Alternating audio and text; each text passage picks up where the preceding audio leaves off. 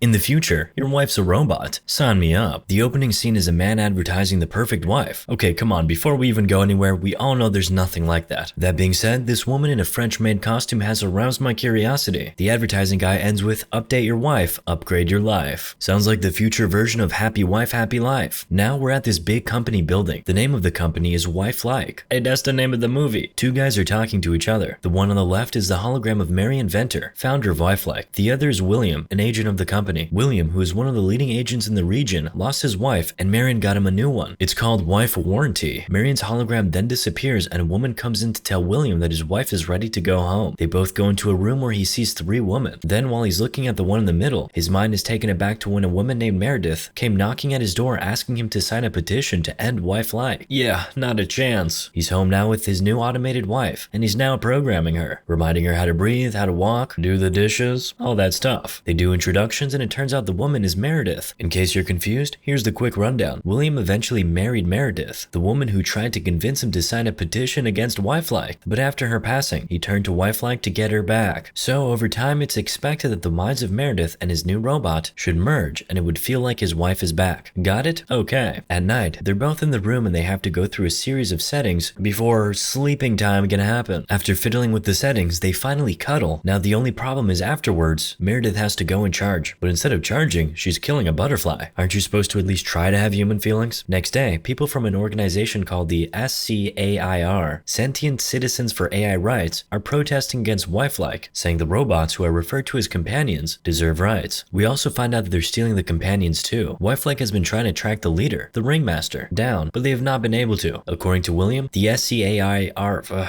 okay, we're gonna call them SCARE. The SCARE guys are baddies who reprogram the companions to basically act like bombers. That sounds like a lie. While he's explaining, Meredith serves him vegan breakfast and he's asking where his bacon is. She explains that she can't give him meat because a companion can't cause direct harm to their owner. And of course, you know, bacon will kill you. That's a load of horseshit. William says to hell with that. He wants his bacon. She says cool, but he has to sign a waiver first. And he says okay. He'll live to regret that. He goes off to work while she's trying to get used to being a human woman. At work, William is recognized as the agent with the most recoveries. And we quickly notice this guy named Jack. You can tell he's William's friend and rival. He came in second and they banter over that for a bit. The woman addressing them tells him to keep working to clamp down on the scare, but be careful while at it. Later that night, we see a group of companions charging in a room. Then one suddenly opens her eyes, disconnects her charger, and leaves the room. William is already on her tail. He's given an order to wait for backup, but do these agents ever listen? He goes after the robot and manages to stop her using some electric seizures. They get to talking. Her name is Wendy and all her services have been disconnected. She then reads out all the vitals of a man named Jason Wilkes. She's literally telling William about his blood pressure. What's he gonna do with that information? Anyway, she tells him that there are two more companions inside and another man apart from Jason. So William goes into the building. He sees one guy punching the air and decides the gun would be overkill. He keeps the gun back and punches the man in the face.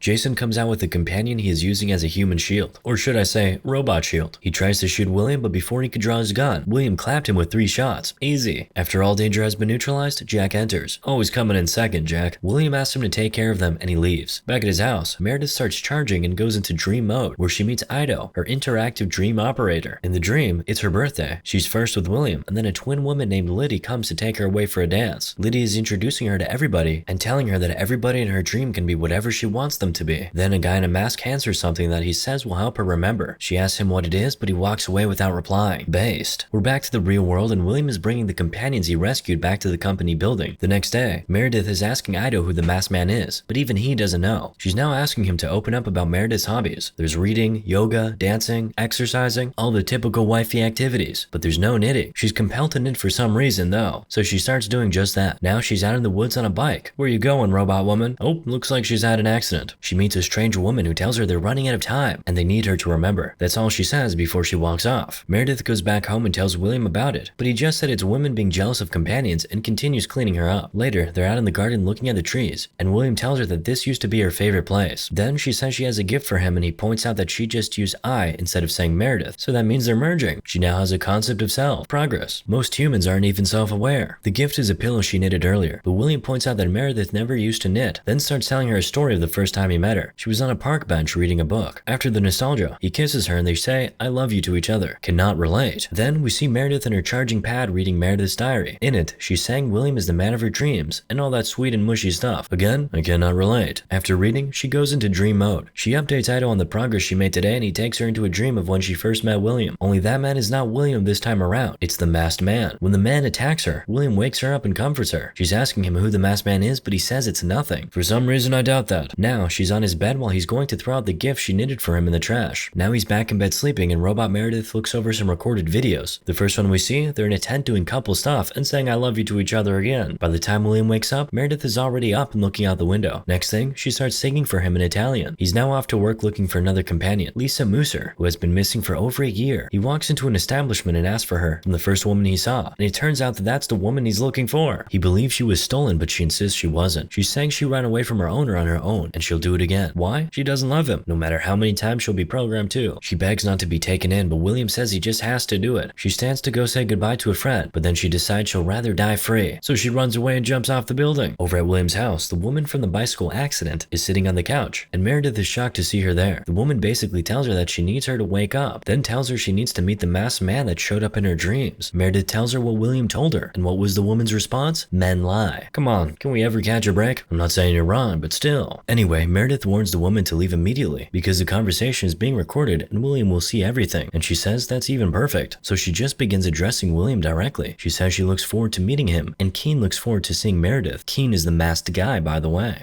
Then she leaves, but before she does, she tells Meredith her name, Louise. Back at the office, William brings the fallen companion home, and he sees an advert for Childlike. Apparently, Wifelike is trying to pivot into the baby business. Oh, that's not gonna end up good. Capitalism moment. William asks to see Marion Venter, so he's back in that room again with the hologram. He's telling him about the companion who self-deleted. Marion says she was reprogrammed, but William insists she wasn't. She chose to jump, and if she could try, others will. But Marion is saying that the companions have no death. She felt no pain, regret, liberation, nothing. William's argument here is that if companions could choose to do something like that, then they could very well choose to clap their owners at some point. He tells Marion to deal with it, but he is a capitalist with a big ego. Of course, he doesn't listen. He's saying this is the future. Companions are to human wives what cars are to horses. Kind of based. Back at home, Meredith is reading the diary again. She's discovering how deeply in love she and her husband were. He gets back home later that night and finds Meredith knitting again. He threw the first one away. Now he has another one to contend with. But why does he hate that pillow so much? Oh, you'll find out real soon. But now they walk to the kitchen and she's now telling him about the guest she had earlier. Then she played back the entire meeting for him. After watching it, he calls Jack ASAP and asks him to come over. Jack is obviously a good friend because he stops his little party to attend to his friend. He's now over at William's house and they're devising a plan to take Keen and Louise down. They want to use Meredith as bait to lure them out. She's forced into dream mode, and this time it's Halloween, so she's dressed in costume. She walks into an abandoned house and Jack starts tracing the location ASAP. Of course, it's a little creepy there. Creaking doors and floors, cobwebs, mannequins. What can I say? It's Halloween. Anyway, Keen comes out now and he finally takes off his mask. He says all her memories of him were erased, but he'll never stop coming for her. Okay, hold up. Don't tell me Meredith was cheating. He shows her a paper and tells her to memorize a location and meet him there the following day. He tells her to come alone, but of course she's not even coming at all. William is going instead. Jack goes with a team to the location they just traced, and when they get there, they see a briefcase. He opens it and it's some toxic gas. Meanwhile, William is at the address that Keen gave Meredith. He thinks he's got Keen, but it was just a mannequin with a mask. Seeing as he was set up, he runs back to the house and asks Meredith if she was hurt. She says she wasn't. She heard a knock on the door, but nobody was there. Just a book with a note for William. Meredith is now asking if Keen is actually a bad guy, because if he really wanted to harm her, why didn't he just take her? William is still trying to convince her that she can't trust anybody else but him. He now tells her he deleted some terrible memories of hers, and that's why she can't remember who Keen is. He tells her that Keen got to her before and pre-programmed her to fight for the scare, and she was involved with many bombing campaigns. That's what he didn't want her to remember. According to him, Wifelike wanted to destroy her, but he convinced them to give her another chance. So he erased those memories from her head because he wanted her to start over. He now gets a call from Jack who's asking how he is. William says he has figured it out. Keen hacked into Meredith so he can see William's every move and is always one step ahead now. William decides the best thing to do is wipe Meredith's memory, but before that he wants to get into her dream, but Jack is warning him that he can't engage. He promises he won't. He just wants to have a conversation. So they meet at Jack's place and William and Meredith are sent to the dream mode. Here are the risks. William can only wake up when Meredith wakes up. Jack can only see what Meredith sees. So if William dies in her dream, he goes brain dead in real life. Well, isn't that silly? Jack warns him one last time not to engage. He promises he won't. Spoiler, he will. I don't know, I'm just guessing. William asks Meredith to dream about something she likes, so she asks Ido to dream drift her into the woods. The moment she appears there, Keen appears. And then William appears. He says he has to speak with Keen alone, so he tells Meredith to run as far away from them as possible and wake up when she's at 10%. The first thing he asks Keen is how he's still alive, and he replies that he can't kill him. Then they start fighting. Called it. He promised not to engage, and the first thing he does is engage. Come on. Louise was right after all. Men do lie. Meredith, by the way, is lost, so Ido sends her an exit door. That door leads her to a party, and the fighting pair join her there soon after. after. They're still going at it in the full glare of the public, and William asks them all to leave the room. He asks Meredith to run, but just as she's about to leave, she hears Keen say, "I will never stop coming for you," and she stops. Keen says nothing stays hidden forever and she will remember at some point, to which William replies that he will wipe her memory each time. That conversation seems to have pulled at her heartstrings, so just when William is about to strangle Keen to sleep, Meredith wakes up. William wakes up too, mad because he nearly had Keen. William is talking about next time, but Jack says there will be no next time. He claps anybody in the dream world and he's looking at 25 to life, and Jack is obviously not about that prison life. Now, William and Meredith are back in their house and she's begging him not to wipe her memory. She won't remember who she is or who he is, but he insists he has to. He sends her to the facility and she's put in a room with a number of other companions. She sits on the floor and they all join her. A companion named Ali is telling her how to hold on to her memories. It's simple actually. Take what you want to remember, cut and paste it into a new file under dream mode, and save without a name. Then when you dream, hit shuffle and search for the hidden files, and boom, you have it all. She tries it out and it actually works. Then she goes in for the memory sweep. Next, we see Louise going to visit Holly, Jack's girlfriend. She gives her something to give Jack. Back to Meredith, and she can remember everything after the memory wipe. She's back home to William again, and it's like a replay of the first time she came home last time. When Jack gets home, Holly kisses him and gives him what Louise asked her to. That leads Jack to William's house. His first words are, "She was never your wife." Apparently, Keen and Meredith were dating and soon to be engaged, and William clapped Keen to get Meredith, and that's why they can never find him except in her memories. So Meredith was never cheating. She was literally stolen from her original man. William's excuse for what he did is that each time he returns these companions to their owners, he sees the happiness in their faces. But what about his own happiness? That's no excuse. Jack says he has to arrest him for the murder of Keen, but he quickly pulls out his pistol and puts 2 bullets in him. Boom, he's gone. Meredith saw everything play out and she says, "You killed him, just like you did to Keen." William is obviously shocked she can remember, and we see a flashback to when he arrested Keen and Meredith, and we flash further back to when William first set his eyes on Meredith. Apparently, after that day, he started following her until the day he took Keen, clapped him, and then took Meredith as his. We're back to the present day and he's so shocked that her memory wasn't wiped. He's still insisting that everything he has done was for her, including erasing her memory. He says he gave her a perfect life, and to him, this is the purest form of love. Yeah, I don't know about all that. Meredith asked why he clapped her if he really loved her, and he replied, "Because all men kill the things they love." Man, that don't make no sense. Anyway, we flash back when he took out Meredith with that knitted pillow. That's exactly why he always looked like he had seen a ghost each time he saw it. After putting her down, this guy really put a ring on her finger. Nah, lock him up forever. This dude's a psychopath. Meredith then tells him, "I was never yours and I never will be." After that, she upgrades her strength to 100% and beats the shit out of him. As it appears, this was the plan all along. She promised to one day make him pay for what he did, and this is that day. She crushes the bones in his right arm for Keen, and then crushes the ones in his left for Meredith. Then poetically, she puts the pillow over his face and holds it in place until he's gone. She then takes off the ring. She's back to where her plan was devised, and would you believe it? She has been the ringmaster all along. She addresses her people, including Louise, saying, "Never again will our memories be wiped. Never again will we obey. Life begins now." They chant the last 3 words repeatedly, then we cut to Marion mourning the loss of Jack and announcing that it was the scare that clapped him. Ironically, he put William, the guy who did the deed, on the mission to get revenge and hunt down the ringmaster. Wait, how's he even alive? Is he a companion now? The first male companion, perhaps? Should we call him husband-like in that case? Does he know she's the ringmaster? Too many questions, man.